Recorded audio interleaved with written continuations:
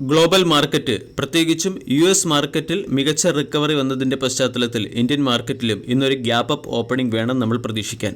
American ഇൻഡെക്സായ Nasdaq കഴിഞ്ഞ ദിവസം 2.87%, S&P 2.30% ഉയർന്നു ക്ലോസിംഗ് നൽകിയിരുന്നു. യൂറോപ്യൻ ഇൻഡെക്സിൽ ഡാക്സ് 0.37% ഹയർ സൈഡിൽ ക്ലോസിംഗ് നൽകിയപ്പോൾ CAC 0.26%, ഫഡ്സ് 0.27% ഇടിഞ്ഞിരുന്നു. ഏഷ്യൻ മാർക്കറ്റിൽ ജപ്പാൻ്റെ ഇൻഡെക്സും കൊറിയൻ ഇൻഡെക്സും 1.5% ഹയർ സൈഡിലാണ് ഇപ്പോൾ ട്രേഡ് ചെയ്യുന്നത്. ഇത് ഗിഫ്റ്റ് നിഫ്റ്റിയിൽ അതുപോലെ തന്നെ ഇന്ത്യൻ മാർക്കറ്റിലും ഒരു ഗ്യാപ്പ് അപ്പ് ഓപ്പണിംഗ് സൂചനകൾ നൽകുന്നു. കഴിഞ്ഞ ദിവസം ഇന്ത്യയുടെ മോണിറ്ററി പോളിസി കമ്മിറ്റി മീറ്റിംഗ് ഔട്ട്കത്തിൽ ഇൻട്രസ്റ്റ് റേറ്റ് മാറ്റമില്ലാതെ നിലനിർത്താൻ തീരുമാനിച്ചതിൻ്റെ പശ്ചാത്തലത്തിൽ ഇൻഡെക്സ് 0.74% ഇടിഞ്ഞ് 24,177 ക്ലോസിംഗ് നൽകിയത്. ഇനി ഇന്നത്തെ ദിവസം സ്റ്റോക്ക് സ്പെസിഫിക് ആക്ഷൻ വരാൻ സാധ്യതയുള്ള ചില പ്രധാനപ്പെട്ട സ്റ്റോക്കുകളിലേക്ക് കടക്കാം. ഒന്നാമത്തെ സ്റ്റോക്ക് അസ്ട്രലിൻ്റെ ക്വാർട്ടർലി റിസൾട്ട് അത്ര മികച്ചതല്ല. 152 കോടി രൂപയുടെ പ്രോഫിറ്റ് പ്രതീക്ഷിച്ചെടുത്ത് 120 കോടി രൂപയുടെ പ്രോഫിറ്റാണ് കമ്പനിക്ക് ജനറേറ്റ് ചെയ്യാൻ സാധിച്ചത്. കഴിഞ്ഞ വർഷവുമായി താരതമ്യപ്പെടുത്തുമ്പോൾ പ്രോഫിറ്റ് ഫ്ലാറ്റാണ്. കമ്പനിയുടെ റവന്യൂ 7.9% വർദ്ധിച്ച് 1,283 കോടിയിൽ നിന്നും 1,384 കോടിയിലേക്ക് ഉയർന്നെങ്കിലും മാർക്കറ്റ് 1,492 കോടിയുടെ റവന്യൂ ആണ് പ്രതീക്ഷിച്ചത്. മാർക്കറ്റ് എസ്റ്റിമേഷൻ മിസ്സായി. എബിറ്റ 7.5% വർദ്ധിച്ച് 201 കോടിയിൽ നിന്നും 216 കോടിയിലേക്ക് ഉയർന്നു. പക്ഷേ 250 കോടിയുടെ എബിറ്റയാണ് മാർക്കറ്റ് പ്രതീക്ഷിച്ചത്. ഇൻ ടേംസ് ഓഫ് എബിറ്റയിലും കമ്പനി മാർക്കറ്റ് എസ്റ്റിമേഷൻ മിസ് ചെയ്തിട്ടുണ്ട്. കൂടാതെ പ്രോഫിറ്റ് മാർജിൻ 15.7% നിന്നും 15.6% ഇടിയുകയും ചെയ്തു.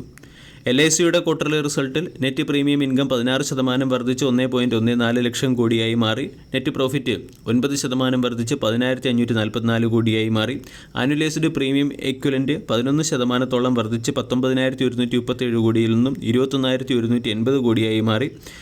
ന്യൂ ബിസിനസ് അഡ്വാൻസ് 23.6% വർദ്ധിക്കുകയും വാല്യൂ ന്യൂ ബിസിനസ് മാർജിൻ 13.7% നിന്നും 13.9% ഉയരുകയും ചെയ്തു. അതേസമയം LICയുടെ ബംഗ്ലാദേശിലെ ബിസിനസ് ഹാമ്പർ ആയതിൻ്റെ പശ്ചാത്തലത്തിൽ LIC എന്ന സ്റ്റോക്കിനെ ഇന്നത്തെ ട്രേഡിംഗ് സെഷനിൽ ഫോക്കസ് ചെയ്യാവുന്നതാണ്. ഏഷ്യറിൻ്റെ ക്വാർട്ടർലി റിസൾട്ടിൽ കമ്പനിയുടെ നെറ്റ് പ്രോഫിറ്റ് 19% വർദ്ധിച്ച് 918 കോടിയിൽ നിന്നും 1,101 കോടിയിലേക്ക് എത്തി. 1,016 കോടിയുടെ നെറ്റ് പ്രോഫിറ്റാണ് മാർക്കറ്റ് പ്രതീക്ഷിച്ചത്. റവന്യൂ 10% വർദ്ധിച്ച് 3,986 കോടിയിൽ നിന്നും 4,393 കോടിയിലേക്ക് എത്തിയിട്ടുണ്ട്. 4,300 കോടിയുടെ റവന്യൂ മാർക്കറ്റ് പ്രതീക്ഷിച്ചു. എബിറ്റ 14% വർദ്ധിച്ച് 1,020 കോടിയിൽ നിന്നും 1,165 കോടിയിലേക്ക് എത്തുകയും എബിറ്റ മാർജിൻ 25.6% നിന്നും 26.5% ഉയരുകയും ചെയ്തു. കൊച്ചിൻ ഷിപ്പ്യാർഡിൻ്റെ റവന്യൂ 62% വർദ്ധിച്ച് 476 കോടിയിൽ നിന്ന് 771 കോടിയിലേക്ക് എത്തി. പ്രോഫിറ്റ് 76% വർദ്ധിച്ച് 99 കോടിയിൽ നിന്ന് 174 കോടിയിലേക്ക് എത്തി.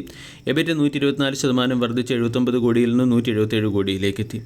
ശോഭയുടെ ക്വാർട്ടർലി റിസൾട്ടിൽ റവന്യൂ 30% ഇടിഞ്ഞ് 908 കോടിയിൽ നിന്നും 640 കോടിയിലേക്ക് എത്തുകയും നെറ്റ് പ്രോഫിറ്റ് 50% ഇടിഞ്ഞ് 12 കോടിയിൽ നിന്നും 6 കോടിയിലേക്ക് എത്തുകയും ചെയ്തു.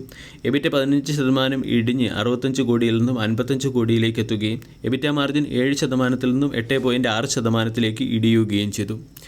ഇർകോൺ ഇൻ്റർനാഷണലിൻ്റെ ക്വാർട്ടർലി റിസൾട്ടിൽ കമ്പനിയുടെ റവന്യൂ 17.3% ഇടിഞ്ഞ് 2,764 കോടിയിൽ നിന്നും 2,287 കോടിയിലേക്ക് എത്തി. അതേസമയം പ്രോഫിറ്റ് 19% വർദ്ധിച്ച് 187 കോടിയിൽ നിന്നും 224 കോടിയിലേക്ക് എത്തി. എബിറ്റ് 2% ഇടിയുകയും മാർജിൻ 9.2% നിന്നും 10.9% ഉയരുകയും ചെയ്തു. ഗാലക്സി സർഫക്റ്റൻസ് എന്ന കമ്പനിയുടെ ക്വാർട്ടർലി റിസൾട്ടും ഏകദേശം ഫ്ലാറ്റാണ്. റവന്യൂ 3.4% വർദ്ധിച്ച് 942 കോടിയിൽ നിന്നും 974 കോടിയിലേക്ക് എത്തി. പ്രോഫിറ്റ് 6.7% വർദ്ധിച്ച് 75 കോടിയിൽ നിന്നും 80 കോടിയിലേക്ക് എത്തി. എബിറ്റ ഏകദേശം ഫ്ലാറ്റാണ്, 124 കോടി. പ്രോഫിറ്റ് മാർജിൻ 13.5% നിന്നും 12.7% ഇടിഞ്ഞു.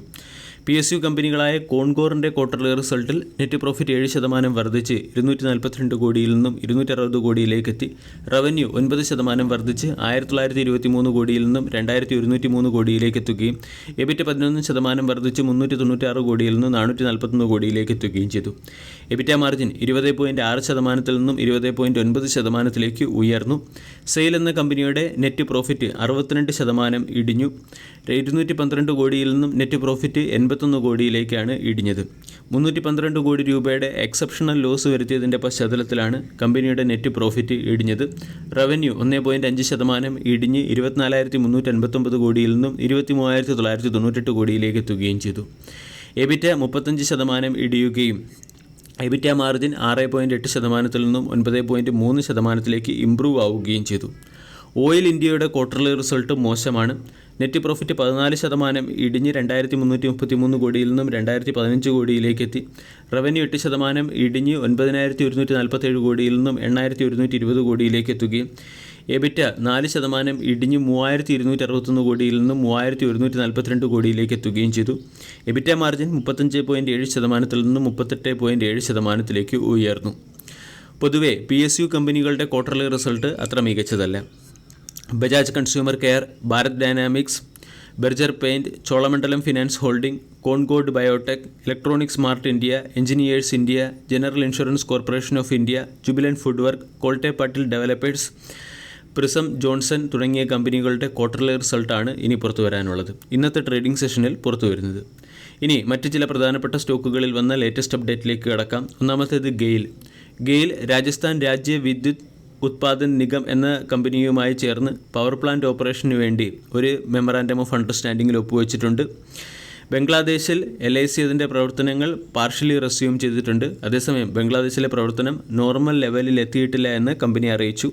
കൂടാതെ വിപ്രോ എന്ന കമ്പനിയുമായി ബന്ധപ്പെട്ട പ്രധാന അപ്ഡേറ്റ്, വിപ്രോ സൈബിൾ എന്ന കമ്പനിയുമായി ചേർന്ന് civil enterprises security risk management and intelligence solutions provide ചെയ്യുന്നതിന് വേണ്ടി പാർട്ണർഷിപ്പിൽ ഒപ്പുവെച്ചിട്ടുണ്ട്. പാരമൗണ്ട് കമ്മ്യൂണിക്കേഷൻ എന്ന കമ്പനി QIP വഴി 400 കോടി രൂപയുടെ ഫണ്ട് റൈസ് ചെയ്യുന്നു. അദാനി പവറിൽ കമ്പനിയുടെ പ്രൊമോട്ടേഴ്സ് 31 ലക്ഷം ഷെയറുകൾ ഓഗസ്റ്റ് 8 അക്വയർ ചെയ്തു. സഫയർ ഫുഡ്സിൻ്റെ പ്രൊമോട്ടേഴ്സ് കമ്പനിയുടെ 23.91 ലക്ഷം ഷെയറുകൾ സോൾഡ് ചെയ്തു.